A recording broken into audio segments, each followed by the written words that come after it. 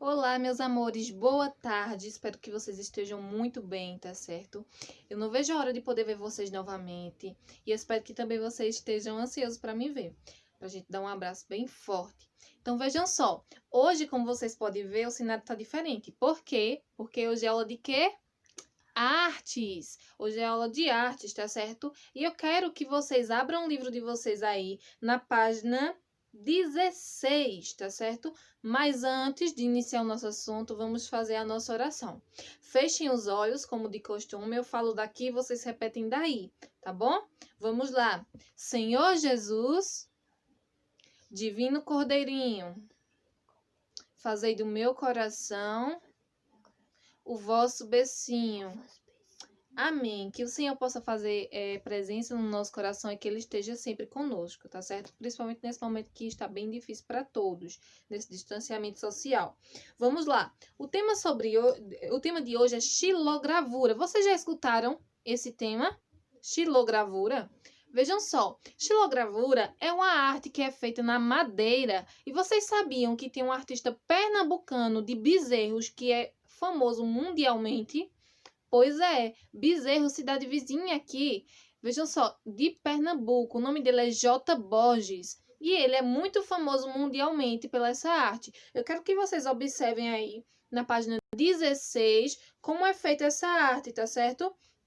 É uma arte que vocês sabem que toda arte precisa de expressão, mas essa aí eles esculpem tudo na madeira. Então é uma arte muito difícil de fazer, tá certo? E os mais famosos do mundo, um deles, né, como eu já falei anteriormente, é pernambucano, um brasileiro. E a gente tem muito orgulho disso, tá bom?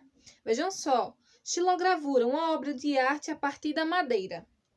Dado ao seu caráter cultural, social, literário e poético, político, educativo e artístico, a xilogravura insere-se em uma perspectiva de desenvolver a valorização, o respeito, a preservação. Olha que importante.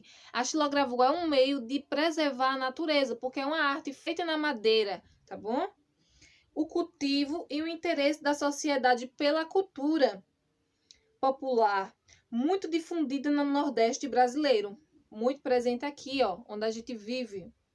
A xilogravura está atrelada ao cotidiano e ao modo como os nordestinos vivem seus dramas de seca e da miséria. Então, as obras da xilogravura expressam muito a época de seca que as pessoas vivem e viveram já no passado. Expressam o sofrimento dessas pessoas, o quanto elas tinham que se locomover de um lugar para o outro, em busca de água, em busca de alimento, não só para ela, mas para os seus próprios animais. Outra coisa, entre os xilogravuristas mais famosos está J. Borges e Sâmico. Eles dois fazem muito sucesso, tá certo? Fazem sucesso mundialmente e são nordestinos, como eu falei anteriormente. Observem aí a obra de Sâmico, que é a caça, a primeira figura, tá certo? Também temos a segunda figura, que é a criação. Vocês podem ver aí os peixes bem presentes nisso aí. Terceira obra dele é a chuva de prata, porque para o nordestino, né, assim, antigamente, a época de seca, quando chovia, né, então era como se fosse prata caindo do céu, ouro, preciosidade. Por isso que o nome da obra é essa. E de J. Borges é a quarta figura aí, ó, que é o casamento do bode. Então vejam só. Agora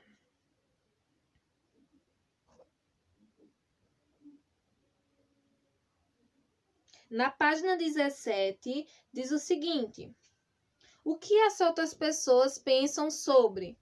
Quando falamos da arte, é necessário entender a importância de contemplarmos a obra de arte. Então, a gente tem que saber como contemplar uma obra de arte. Eu já falei a vocês que cada um vai ter um modo de agir quando vê aquela obra. Ninguém vai ver igualmente. Então, vejam, cada pessoa tem uma emoção diferente. Muitas pessoas compreendem aquela arte assim que a vê e outras não compreendem. Para elas são como uma obra abstrata, que não dá entendimento de nada. Elas nos permitem ter uma nova visão de mundo e pensar sobre nós, seres humanos, possuidores de sentimentos contraditórios. Você sabe por que a gente estuda artes? Não. Vejam só, porque a gente se comunica através não só da fala, mas dos movimentos, né, corporais, dos gestos, o nosso olhar fala, o nosso movimento, tudo é expressão no nosso corpo. E a arte, ela estuda justamente isso, tudo que a gente expressa, todos os nossos sentimentos. Então, a arte, querendo ou não, é um estudo sobre os sentimentos do ser humano, do modo que ele expressa esses sentimentos. Porque quando a gente está com raiva, por exemplo, a gente se expressa de uma maneira diferente de quando a gente está alegre. Então, nosso corpo fala por si mesmo. Então, a arte estuda o movimento do corpo, estuda o ser em si, a psicologia do pensamento, tá certo? Vamos lá. O texto abaixo sugere um novo olhar sobre a arte e as obras de arte que representam o nosso cotidiano. Vamos ler juntos? Olha só. Pequena viagem pelo mundo da arte. Poderíamos dizer de modo bem simples que a arte é um produto da criatividade humana, que utilizando conhecimentos, técnicas e um estilo ou jeito todo pessoal, transmite uma experiência ou uma visão de mundo, despertando a emoção em quem a usufrui. Quanto mais intensa essa experiência e mais ampla essa visão de mundo, maior emoção a arte desperta. Você vê em um quadro alegre e luminoso, por exemplo, e fica contente. Porque quando a gente observa aquele quadro, a gente sabe através de quê que o quadro fala da alegria? Através dos movimentos, se tiver integrante naquela obra, a gente vai ver os movimentos dele, né? O rosto, o aspecto de felicidade. As cores também falam por si. Ou se acalma contemplando uma pintura de cores suaves, porque as cores suaves traz isso, né? O azul, o branco, eles trazem essa intenção de calmaria. Porque, por exemplo, minha gente, vou dar um exemplo bem simples a vocês. Eu não sei se vocês viram ainda nesse aplicativo TikTok. Tem pessoas que estão fazendo o seguinte: pensa aí na cor vermelha, fala a cor vermelha 3 vezes. Aí as pessoas falam a cor vermelha 3 vezes. Aí depois pedem para que ela pense em uma fruta. Normalmente a gente vai pensar na maçã, porque a maçã é a vermelha. Então a gente associa as coisas. O nosso cérebro sempre associa através das cores. E as cores falam muito por a gente. Porque, por exemplo, às vezes a gente diz assim: estou roxo de raiva. Fiquei vermelho de vergonha. Tá vendo que as cores falam por a gente? Elas estão presentes no nosso cotidiano. E a arte foi uma das primeiras coisas que o ser humano desenvolveu. Vocês sabiam? Antes mesmo da fala e da escrita. Pois é, porque as pessoas antigamente, os homens primitivos, vocês vão ver depois, no próximo capítulo do livro, que eles se comunicavam através de quê? Da arte rupestre, tá certo? Eles se comunicavam através disso, colocavam seu cotidiano lá, as coisas que eles faziam. Normalmente o homem era a parte da caça e a mulher era a parte de cuidar e administrar a casa. Então vejam só, a importância da arte na nossa vida, ela está presente a todo momento. Quando a gente sorri, quando a gente fala, quando a gente se expressa, quando a gente diz assim: olha, eu tô sentindo isso aqui, a gente não pôs para fora. Quando a gente pinta, quando a gente dança, quando a gente se movimenta, tá certo? A emoção desperta por uma obra de arte varia muito de indivíduo para indivíduo. Veja só, é como eu falei anteriormente, o que uma obra pode despertar em mim não pode despertar em você. Depende muito do jeito que a gente está, no dia que a gente está, e aquilo ali vai falar com a gente. Porque quando a gente vê uma obra ali com uma paisagem, ela nos acalma. Por quê?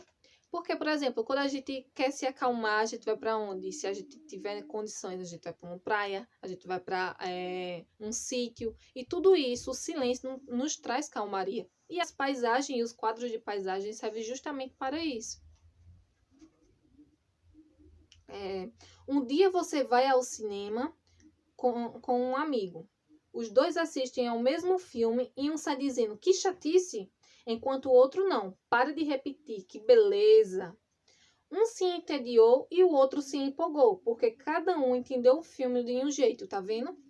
A leitura de mundo é de cada um.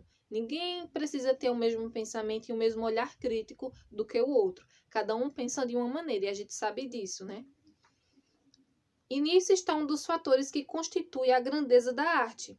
Ela permite várias interpretações, várias leituras. Quer dizer, várias formas de ver o mesmo produto artístico e por isso desperta os mais variados sentimentos, alegrias ou tristezas, serenidade ou inquietação, confiança ou medo. E muitas vezes também nos leva a pensar sobre o homem e o mundo, sobre nós mesmos e o outro. Ver que interessante. Na página 18, tá certo? Nossa última página agora. Diálogos com o tema. Primeira questão, tá certo? Agora a gente já teve uma explicação sobre o que é estilografura, que é arte aonde? Na madeira. Parabéns para quem falou, tá certo? É arte na madeira. Quem é um dos nordestinos mais famosos por essa arte? Se você falou J. Borges, você acertou. Bora lá. A partir do texto Pequena Viagem pelo Mundo da Arte, na seção do que as outras pessoas pensam sobre, podemos afirmar que quando um artista realiza o seu trabalho, ele pensa de alguma maneira no seu convívio social? Sim ou não? Vejam só. A gente expressa aquilo que a gente vive. Guarde essa frase com vocês. A gente expressa aquilo que a gente vive. Se a gente tá triste, se a gente for escrever sobre o que a gente tá sentindo, a gente vai escrever sobre tristeza. Se a gente vive ao redor de pessoas que estão muito alegres e a gente também tá alegre, a gente vai escrever sobre alegria. Então, vejam só. O meio que eles vivem interferem? Sim ou não? Se sim, vocês vão, justificar aí essa resposta. Se não, também, tá bom? Segunda questão. Sabemos que existem inúmeras formas de um artista representar um povo. Com a ajuda da internet, veja só, a internet mais uma vez aí nos ajudando, porque nesse momento a tecnologia está sendo muito importante para a gente. Com a ajuda da internet, de livros ou da enciclopédia, pesquise ao menos 2 pintores que representaram o povo em suas obras.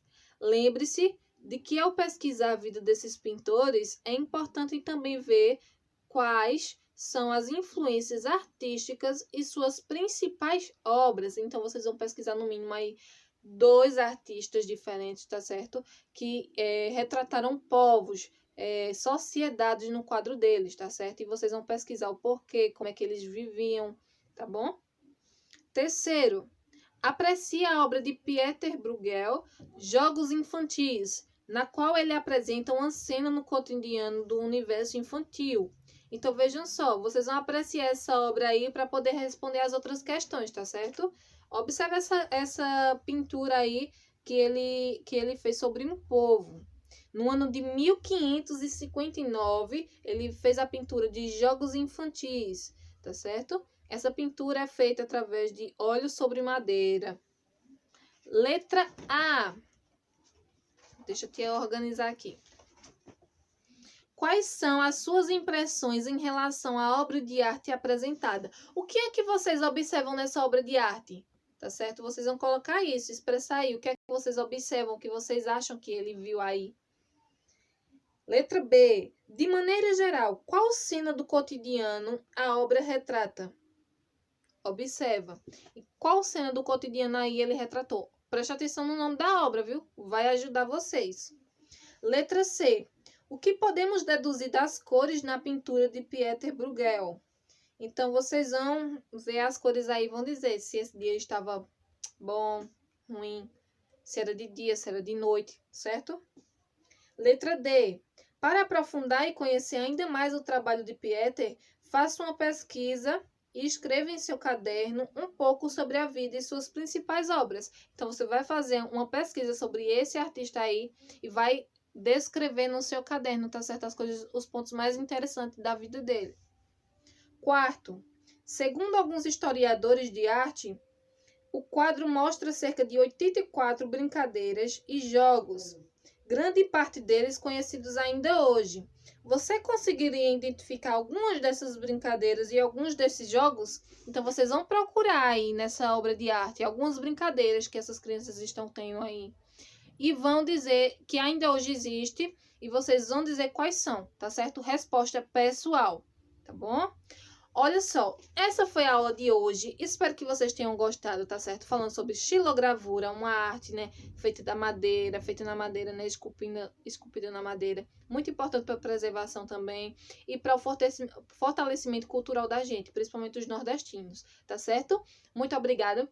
Beijo, meus amores, e até a próxima. Tchau.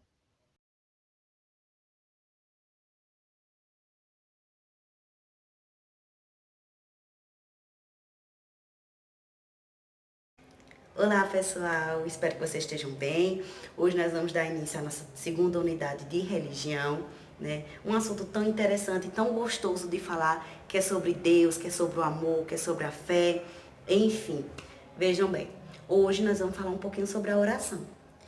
A gente sabe que esse momento que a gente está vivendo é um momento onde devemos buscar mais a Deus, devemos viver em encontro com Ele, por todas as situações que está passando no mundo. A gente sabe que não é fácil. A gente está vivendo momentos complicados, onde tem pessoas morrendo, onde tem pessoas doentes, mas a gente tem que ter fé e agradecer a Deus por a gente estar com saúde, ter fé que isso tudo vai passar e que, se Deus quiser, logo, logo nós vamos estar juntos, tá bom? Vejam bem, eu pesquisei na internet o significado de oração. O que é oração e por que orar? Vê só, eu pesquisando aqui no Google, eu vi que orar é a maneira que nós entramos em contato com Deus. Como assim, tia? Vê só. Deus, ele entra em contato com a gente através das escrituras sagradas, não é verdade? Através da Bíblia. E como é que a gente entra em contato com ele? É através da oração. É na oração que a gente abre o coração, é na oração que a gente fala com ele, que a gente fala as nossas angústias, nossas tristezas, nossas alegrias. E se a gente for de coração limpo, ele vai nos atender. Muitas vezes a gente pede alguma coisa a Deus e a gente não tem resposta na mesma hora, né?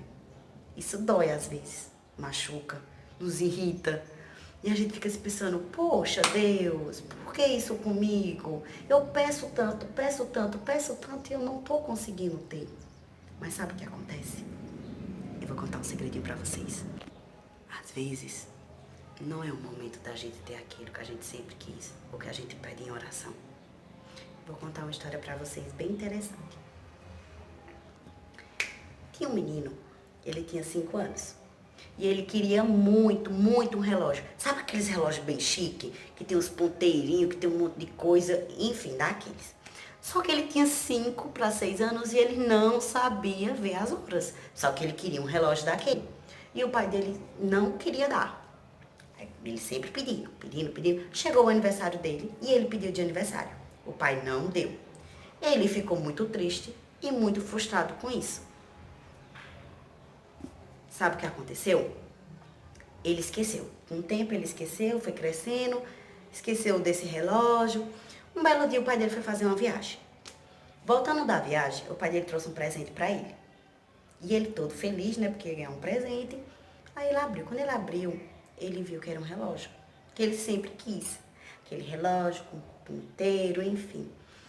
E ele, nossa pai, eu nem lembrava mais. Como o senhor lembrou que eu queria tanto ele?